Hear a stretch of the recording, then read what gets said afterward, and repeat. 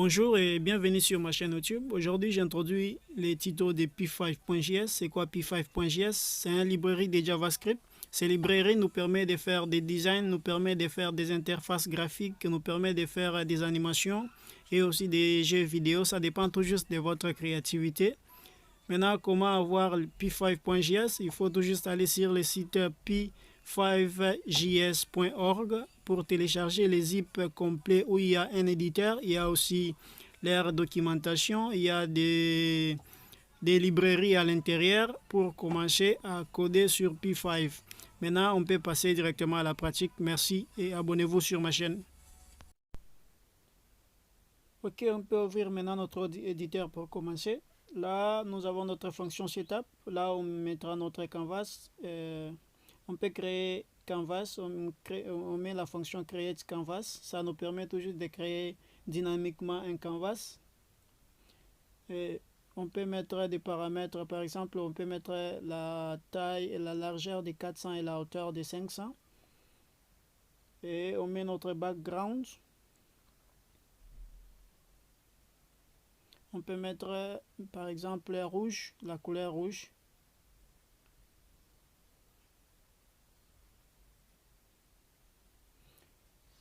Ok, essayons d'abord comment est-ce que ça va donner. Vous avez vu que notre canvas vient d'être créé. Maintenant, c'est quoi un canvas? Le canvas, c'est la surface auquel nous aurons donc à dessiner nos objets. Cette surface, c'est ce qu'on appelle des pixels, partant de la largeur à la hauteur. Donc, les pixels, ce sont des petits carreaux qui sont dans notre canvas où on aura donc à dessiner nos objets. Ok, je peux effacer ici pour voir comment est-ce que ça va donner. Vous avez remarqué bien que notre canvas vient de se réduire et ça va de ce côté jusqu'à là, c'est-à-dire tout juste que les 400 que vous voyez, c'est la largeur et les 500 c'est la hauteur de notre canvas. On retourne notre valeur toujours comme ça. On peut mettre maintenant l'objet. On peut créer un objet dans notre canvas. Par exemple, si nous créons une ellipse, nous lui donnons des paramètres. Par exemple, nous avons 400 et 40, 50, 40 et 30 pour voir tout juste comment est-ce que ça va donner. Ok, on peut tester.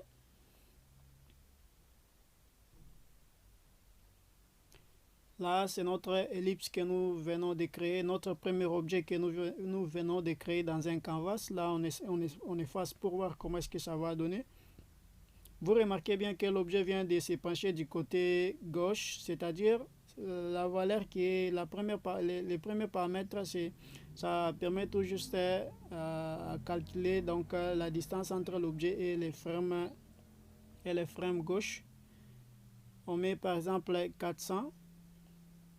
Celui-ci permet tout juste à calculer la distance entre les hauts, donc la distance entre l'objet et la frame de la hauteur, donc la frame du haut, ou les X. Il y a ce qu'on appelle la notion de X et de Y dans la géométrie. Ok, à partir d'ici, on peut changer aussi notre valeur. On met 400. Comment ça va faire quoi? Là, c'est la largeur de l'objet. Ça augmente la largeur de l'objet. Ou les width, là c'est les 8 ou la taille de l'objet.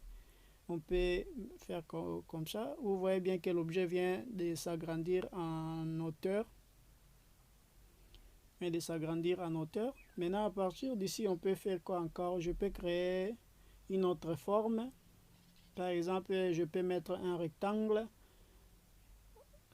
Maintenant, à partir d'ici aussi, je peux changer la façon de mettre nos paramètres. Là, je peux prendre nos variables globales et les faire introduire dans notre fonction. On crée notre variable x. Cette variable x, on lui donne la valeur 57. On crée notre deuxième variable y. Cette variable y, on lui donne 87. On crée notre variable w. Cette variable w qui est comme width ou la largeur, on le donne à 59. On crée notre quatrième variable qui est les h ou les edge, qui est la hauteur. On peut mettre 78. directement, c'est-à-dire les x qui est là auront des valeurs que nous avons données aux variables. Vous voyez bien que notre deuxième forme vient d'être créée. Je peux un peu changer aussi quoi. Je peux élargir un peu notre canvas pour qu'on puisse avoir une bonne visualisation. Je peux mettre 600. Changer aussi ici pour mettre par exemple 700.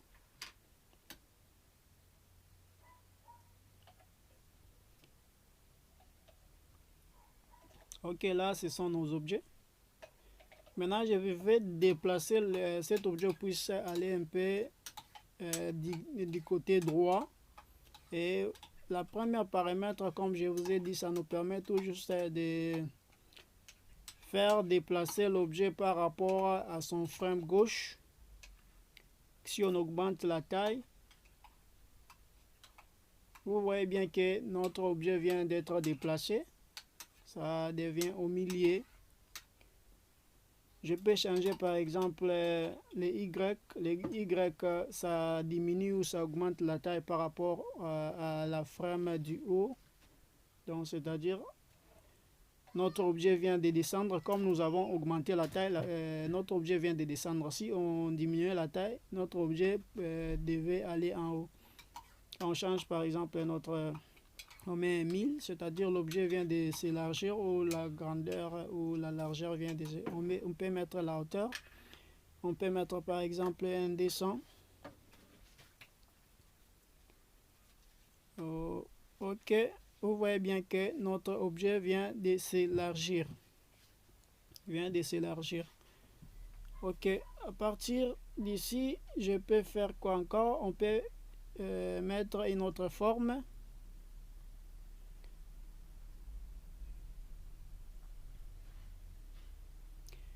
On met une ligne. On met une ligne. Par exemple,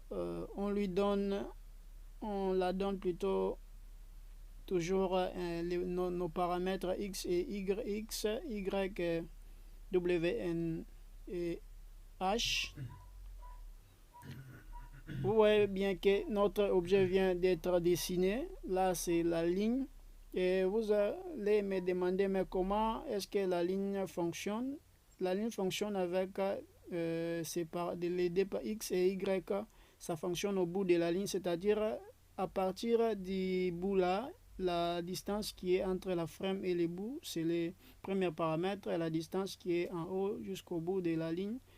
Les deuxièmes paramètres, vous avez ça aussi ici, ça joue avec la taille et aussi la distance de l'objet par rapport à son frame droite. Ok, on peut aussi faire quoi encore? Je peux mettre par exemple un triangle.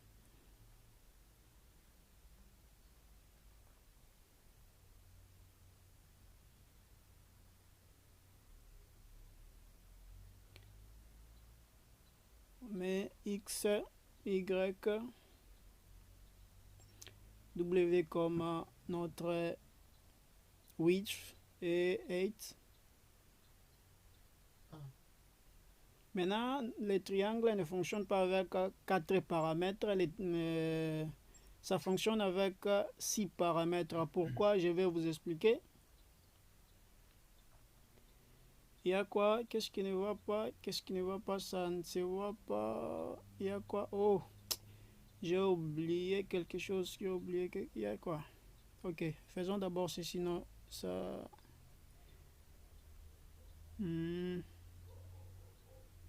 Ok, il y a quelque chose que j'ai oublié, je peux regarder dans les codes. Ok, il y a un X que je n'ai pas mis en minuscule. Je dois le mettre en minuscule. Ok. On peut cliquer là. Et vous voyez bien que nous avons un triangle. Et le triangle fonctionne avec 6 paramètres. Le triangle fonctionne avec 6 paramètres. Vous voyez, les 6 paramètres donc fonctionnent les 2 premiers paramètres. Ça fonctionne dans là-bas, c'est-à-dire cette partie et cette partie. Et les deux autres, ça fonctionne à partir de là jusqu'en bas.